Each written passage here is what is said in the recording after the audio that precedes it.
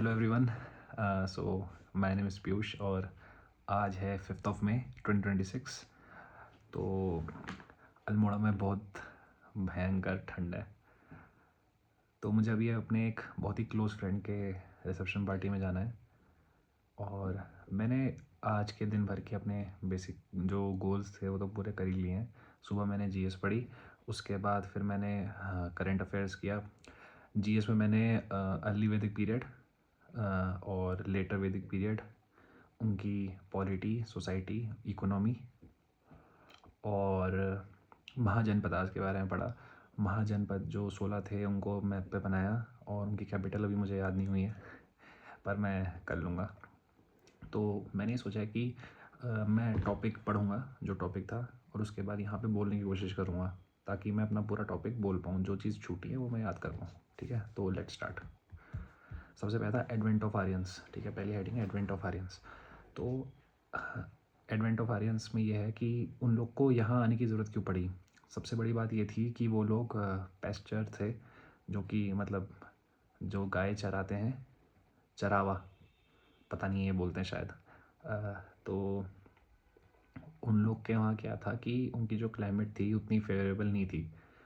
तो उन लोग को विंटर के टाइम पे एक ऐसा ज़मीन चाहिए थी जहाँ पे वो अपनी कैटल को मतलब ग्रेजिंग करा सकें। तो उसके लिए वो लोग इंडिया की तरफ आए। इंडिया की तरफ through various different passes, Karakoram pass, Karakoram range से पास है जो, और बहुत सारे पास हैं। उसके बाद इतना ही याद है मुझे।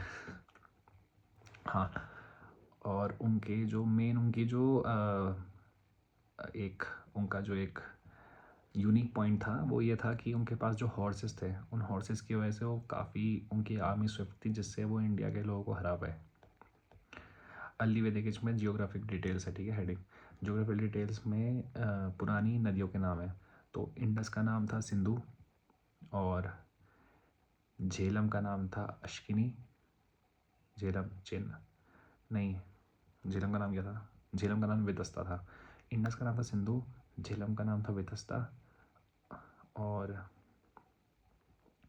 चेनाब का नाम था अश्किनी। झेलम चेनाब, रावी का नाम था पुरुषनी और झेलम चेना रावी। सतलुज का नाम था शुतुद्री, बियास का नाम था विपासा और सरस्वती का नाम था नदी ताड़ना। जो सरस्वती थी वो सबसे सेक्रेड नदी मानी जाती थी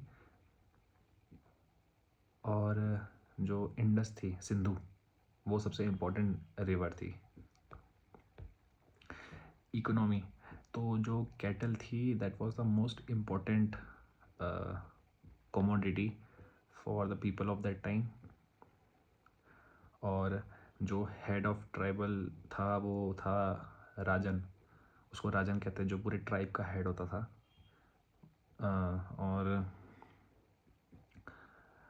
और मतलब मेनली क्या था इसमें कि ऋग्वेद में जो काओ के जो मतलब जो की टर्म्स थे, तो एक तो था गव्यू।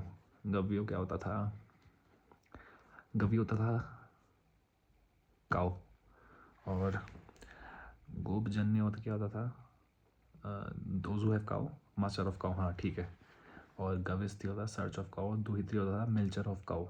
मिल्चर मतलब जो मतलब बेसिकली ये डॉटर के लिए यूज़ होता था, if I am not wrong, let me see. हाँ, डॉटर के लिए यूज़ होता था। और गोधुमा होता था कि जो काओ डंग में उगता है, शायद वीट। हाँ, गोधुली होता था मेजरमेंट ऑफ टाइम। यार इसमें कुछ बताया था मुझे सर ने। इसमें यह था कि गोधुली में क्या होता था कि मतलब शाम के टाइम वो वापस आ जाती थी, शाम के होते ही। गोधुली का मतलब ये था मेजरमेंट ऑफ टाइम। अघन्य मतलब क्या था कि जिस which should not be killed. ठीक है, और गोघन क्या था? गोघन ये था गोघन था गोघन ये था कि जो बहुत ही इम्पोर्टेंट एक वो होता था, क्या बोलते उसे, गेस्ट, उसके लिए काऊ को भी मतलब उसका मीट सर्व किया जाता था। बाल्य को बोलते थे यवा और वीट को बोलते थे गोधुमा। टैक्सेशन का कोई फॉर्मल सिस्टम नहीं था, लोग अपनी मर्ज़ी से जो राजन था उसको पैसे देते थे, टैक्स देते थे। Polity during early Vedic period, ठीक है। तो जो आर्यन की जो ट्राइबल कम्युनिटी थी वो राजन हेड करता था, और उसका मेन काम होता था कि बैटल ऑर्गेनाइज कराना फॉर सिक्योरिंग मोर कैटल, ठीक है। और इसमें 3 असेंबली थी, पॉलिटिकल असेंबली, सभा, समिति और विद्वत। सभा क्या होती थी? सभा होती थी जिसमें मेल और फीमेल दोनों का पार्टिसिपेशन होता था। ये बहुत इंपॉर्टेंट पॉलिटिकल असेंबली थी जो कि पॉलिटिकल डिसीजन लेती थी। और समिति क्या होती है? समिति समिति में सिर्फ मैन होते थे, और समिति अपॉइंटमेंट ऑफ राजन मतलब इन मैटर्स में डिस्कस करती है। विद्वत क्या था? विद्वत में मेल और फीमेल दोनों थे, और एग्रीकल्चरल प्रैक्टिसेस और रिलीजियस रिफॉर्म मतलब रिलीजियस रिचुअल प्रैक्टिसेस के लिए वो काम करती थी, ठीक है। उसका 10 राजन वॉर ये था कि जो भरत क्लैन थी एक आर्यन की, उसमें एक सुदास था। सुदास को एक बार विश्वामित्र और महर्षि वशिष्ठ को किसको चीफ प्रीस्ट अपॉइंट करना था, तो उसने महर्षि वशिष्ठ को चीफ प्रीस्ट अपॉइंट किया। विश्वामित्र इस बात से नाराज़ हो गए, और उन्होंने 5 आर्यन राजा और 5 नॉन आर्यन राजन को पारुष्णी रिवर मतलब रिवर रावी के बैंक पे एक बैटल करने के लिए मतलब उकसाया। तो सुदास ने उन सभी लोग को हरा दिया, और जो भी एरिया उसका कैप्चर हो उसको भारतवर्ष कहा गया। यहीं से मतलब एक महाभारत की शुरुआत हुई आगे चल के, जो कि पुरु के साथ जो होता है भारत क्लैन का, ठीक है। Society during early Vedic period. ग्राम, विश और कुल, और जो कुल का हेड होता था वो उसको कुलाप कहते थे। सोसाइटी जो थी वो कि बिल्कुल पैट्रियार्कल थी। पॉलिटिकल राइट्स जो थे वो अवेलेबल थे वुमेन के लिए, और वुमेन की इज्जत होती थी, वुमेन वर हाईली रिस्पेक्टेड। और लोभा मुद्रा एक बहुत लर्नेड वुमेन थी उस टाइम की।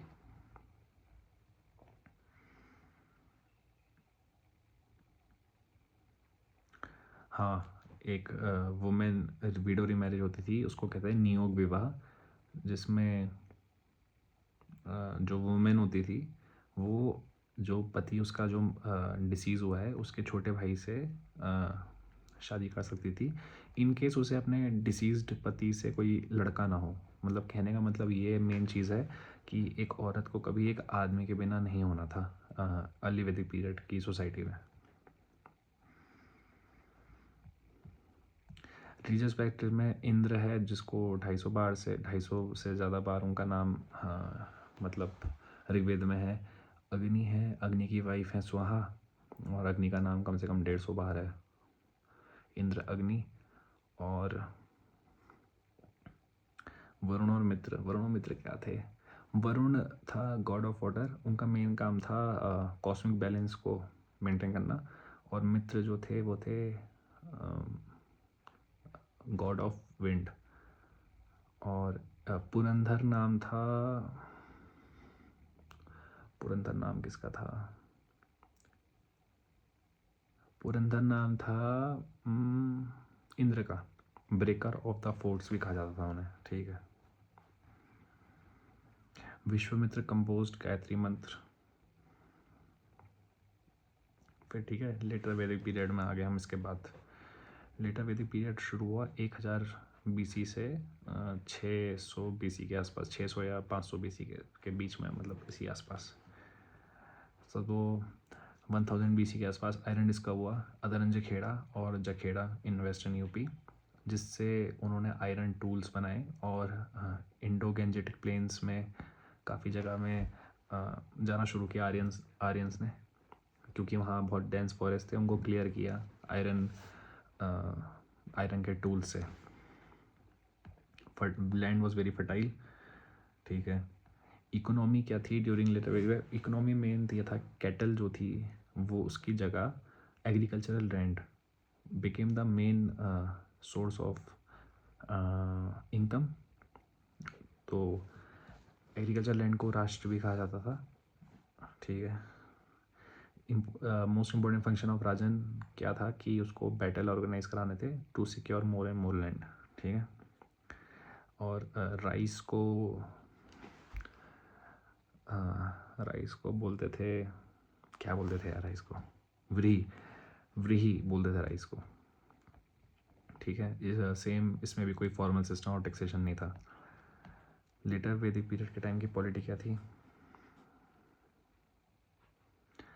अर्ली वैदिक, ठीक है, सभा और समिति की पॉलिटिकल जो मतलब उनकी पावर थी वो लॉस्ट हो चुकी थी। विद्वत कम्प्लीटली डिसअपियर्ड, ठीक है। और इसमें इस समय प्रीस्ट जो थे उनका बहुत रोल बढ़ गया था। राजन मतलब राजन की वैल्यू तो बढ़ी गई थी और उसमें प्रीस्ट का रोल भी बहुत ज़्यादा बढ़ गया था। तो प्रीस्ट क्या करवाते थे कि प्रीस्ट रिचुअल्स ऑर्गेनाइज करवाते थे, लाइक राजसूय और अश्वमेध, और एक और था वाजपेय। तो राजस्व में क्या होता था? राजस्व में मतलब राज्याभिषेक, कॉन्सिक्रेशन सेरेमनी होती थी। वाजपेय में क्या होता था? वाजपेय में मैं भूल रहा हूँ बहुत चीज़ें। वाजपेय में होता था आपका स्पोर्ट्स इवेंट्स होते थे और उसमें बलि भी चढ़ती थी। राजसूय, वाजपेय और अश्वमेध। अश्वमेध मुझे अच्छे से याद है। अश्वमेध में क्या था कि अश्वमेध में घोड़े को, जो घोड़ा होता था उसको उसके पैर, उसकी एक नर्व काट दी जाती थी जिससे उसे प्लेन होता, उससे वो पेन होता था और वो भागता था। अगर किसी राज्य में वो गया, मतलब उसके उस पर एक झंडा लगा रहता था उस साम्राज्य का, और अगर वो किसी राज्य में गया और उसको रोका नहीं गया वहाँ पे, तो मतलब वो लोग, जिन लोगों ने उस घोड़े को भेजा है, उसकी अथॉरिटी एक्सेप्ट कर लेते थे। और अगर उन्होंने रोक दिया तो फिर उसके बाद वहाँ पे वॉर होता था। और ये जो प्रोसेस होती थी ये 40 दिन तक चलती थी मैक्सिमम। उसके बाद 21 स्टेराइल काउस और 200 बुल्स का साथ, 200 बुल्स के साथ उस घोड़े को भी सेक्रीफाइस कर दिया जाता था। वाजपेय में एक और चीज़ याद आई मुझे। वाजपेय में फीस्ट, मतलब कि फीस्ट क्या बोलते हैं उसे, दावत होती थी आखिरी दिन, ठीक है। Society during later Vedic period. There are total 10 mandals in Rigveda, out of which 2 to 7 were compose in early Vedic period. अच्छा अच्छा, 2 से 7 मंडल मतलब जो थे वो अर्ली वैदिक पीरियड में थे, और एक 8, 9 और 10 लेटर वैदिक पीरियड में हुए। तो उसमें जो 10वां मंडल है उसमें वर्ण सिस्टम के बारे में बताया है। ब्राह्मण, क्षत्रिय, वैश्य और शूद्र। और जो इनका क्लासिफिकेशन है वो किसी भी मायने में अनटचेबिलिटी या फिर उनको नीचा दिखाना नहीं है।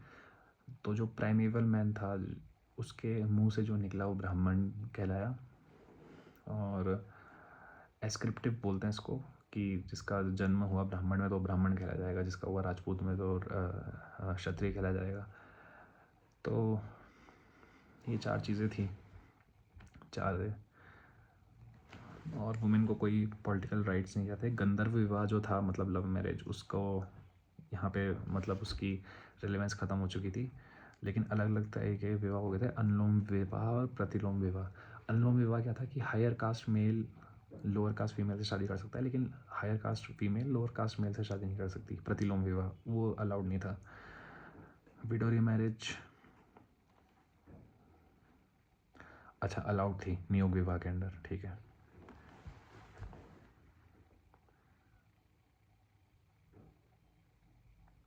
सोलह संस्कार का कॉन्सेप्ट था सब,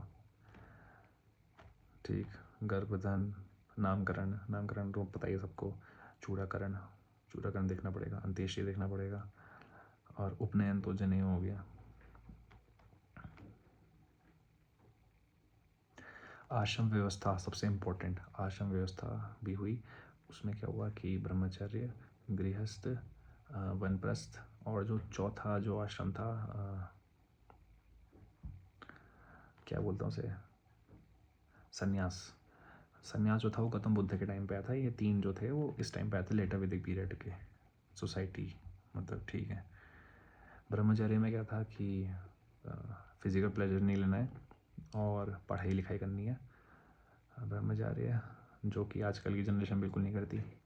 ब्रह्मचर्य और ठीक है रिलीजियस प्रैक्टिस क्या थी कि अर्ली वैदिक जो गॉड्स थे उनकी रेलिवेंस लॉस्ट हो चुकी थी। ब्रह्म जो कि प्रजापति हैं और ब्रह्म प्रजापति का नाम दिया गया था। प्रजापति जो थे वो ब्रह्म देवता ब्रह्मा थे और रुद्र और शिव जी और विष्णु, इन ये तीन जो भगवान थे, ये लोग मतलब इनके बारे में बातें होनी शुरू हुई। इनका ये लोग मतलब ये लोग के बारे में लोगों ने जानना शुरू किया और इसके इसके एंड में उपनिषद का भी हुआ, जो कि उपनिषद जो थे वो कि इनके खिलाफ थे, जो कि ब्राह्मण्स और राजपूत की जो अथॉरिटी, क्षत्रिय की जो अथॉरिटी थी, उनके खिलाफ थे उपनिषद, जो कि प्रोग्रेसिव सोसाइटी की तरफ इशारा करते हैं। उसके बाद मैंने क्या किया, महाजनपद। ठीक है महाजनपद में सबसे पहले मैंने पढ़ा कि महाजनपद क्या थे, उनकी इमरजेंस कैसे हुई, और 16 महाजनपद थे। ठीक सबसे इधर पाकिस्तान में था कम्बोज, जिसकी कैपिटल थी रायपुर। उसके पास था गांधार, जिसकी कैपिटल थी तक्षशिला। फिर इधर को आगे इंद्रप्रस्थ की कैपिटल थी कुरु की कैपिटल इंद्रप्रस्थ थी शायद, एक मिनट, कुरु की कैपिटल हस्तिनापुर थी, इंद्रप्रस्थ नाम था कुरु का दूसरा। और पांचाल का अहिछत्र और कामपिल्य, उसके सबसे नीचे था जो अस्मिका पोटला, एक मिनट, असाका पोटली, असाका का नाम था पोटली। और पंचाल, अहिछत्र, कौशल, काशी, मगध की कैपिटल थी पाटलिपुत्र। इनिशियली काशी एंड कौशल हुआ था। काशी एंड कौशल जो थे वो बहुत पावरफुल जनपद थे। और लास्ट टॉपिक जो था वो था reason behind rise of Magadh. पापा आ गए थे, मुझे शर्म आ रही थी पापा के सामने, तो मगध के reason for rise of Magadh के बारे में बात करते हैं। मगध जो था वो कॉन्फ्लुएंस पे था गंगा और सोन नदी के। 3 नदी थी, तीसरी नदी गंडक थी या यमुना थी, मुझे एक बार ये क्लियर करना है। और मगध की जो कैपिटल थी वो पांचों तरफ से माउंटेन से घिरी हुई थी, और वहाँ वाटर चैनल थे जो कि ट्रांसपोर्टेशन में काफ़ी हेल्प करते थे। आयरन जो था, छोटा नागपुर प्लेट्यू जो पूरा मतलब जिसके ऊपर मगध था, वहाँ पे आयरन बहुत था, तो उसने बड़ी हेल्प करी वहाँ के लोगों को टूल्स बनाने के लिए, ताकि वो लड़ सकें और उसे, उनके टूल्स काफ़ी एडवांस थे। तो इतना ही पढ़ा आज। और करंट अफेयर्स में मैंने मैगज़ीन पढ़ रहा हूँ अभी, जनवरी की। डेली मैं 5 पेजेस पढ़ता हूँ। तो आज 5वां दिन है मई का, तो मैंने आज 20 से 25 पेज तक पढ़ा। तो उसमें यूएसए ने जो स्ट्राइक की है वेनेजुएला के ऊपर, जो कि उनके राष्ट्रपति को बंदी बना लिया था, कैप्चर कर लिया था, उसके बारे में पढ़ा। तो आज के लिए इतना ही। Thank you so much.